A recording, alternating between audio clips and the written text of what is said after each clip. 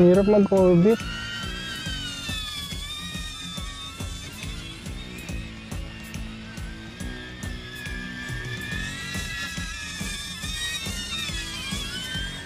Hindi ko maigitna yung sarili ko.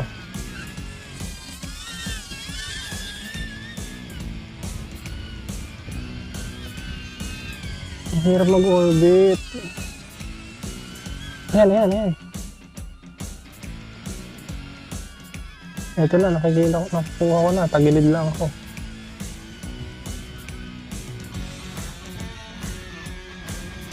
Siguro tagilid na rin ang ulo ko. Ayan, nagagawa ko na siya.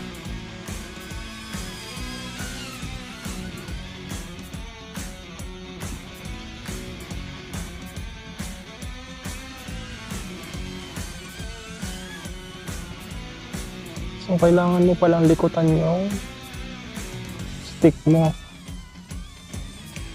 Hindi siya mag-i-stay lang sa isang pwesto. Kasi kukontrain mo yung hangin. Tapos minsan, sabayan mo yung hangin.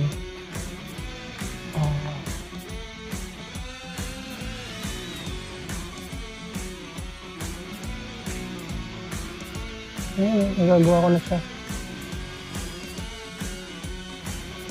Hindi ko palang mai-center yung aking subject. Ayan, nagagawa ko na. Ayan, nakakapag-orbit na ako. Oh.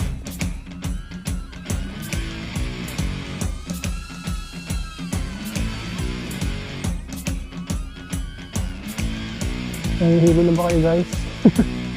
Kasi ako, tagilid na yata ako.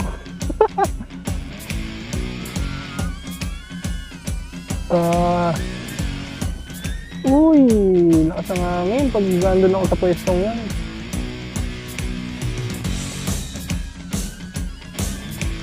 Oh, tinutulak tayo ng hangin.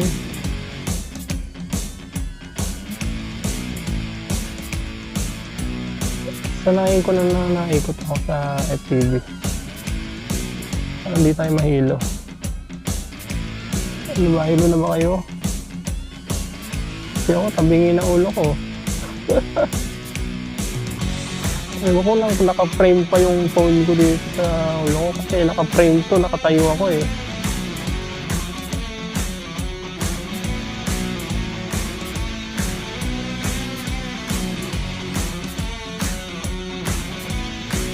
Ayan na. Naikot na ako.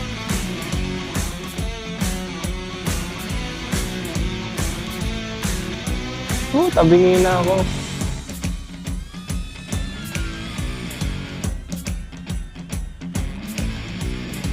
Wala na tayo sa center.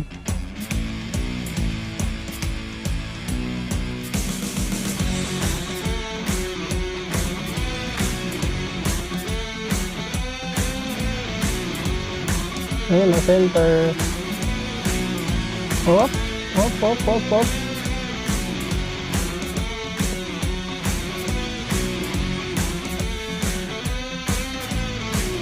Manulobat na tayo sa kakaikot ha.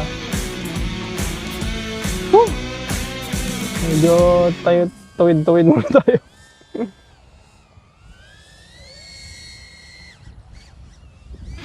Oy, lakas ang hangin.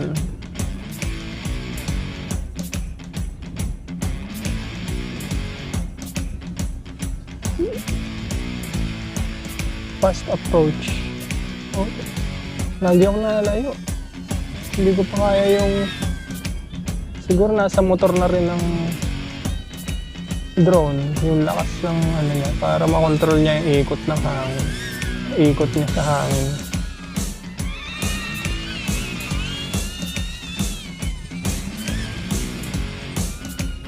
Kasi kapag ganito, underpower yung motor mo. Pag natulak ka ng hangin, hindi mahirap. Magtalo ng hangin yung power ng motor.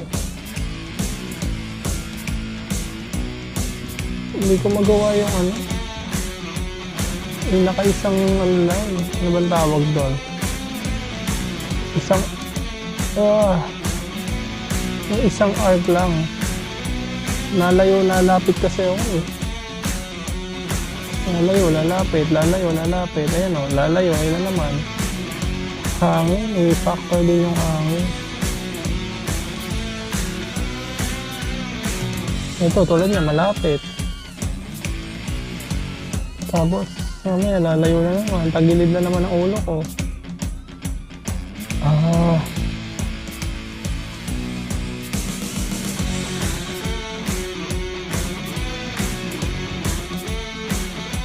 Pero nagagawa ko na.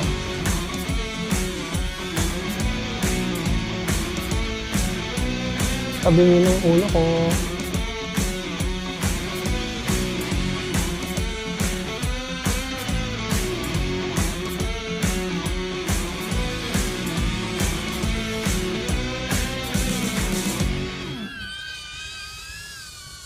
Yung baka dati takot pa yung mga yun eh.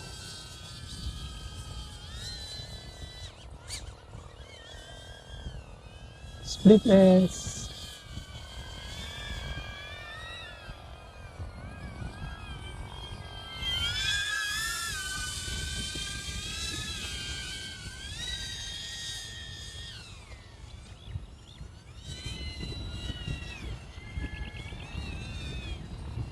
Okay, 7 minutes na. Biglang preno eh. Pindot ko yung brake.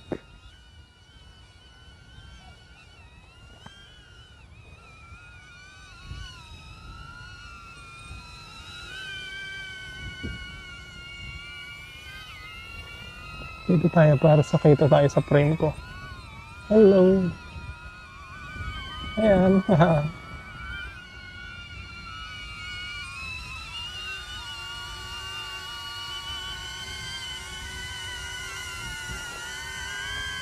Okay. At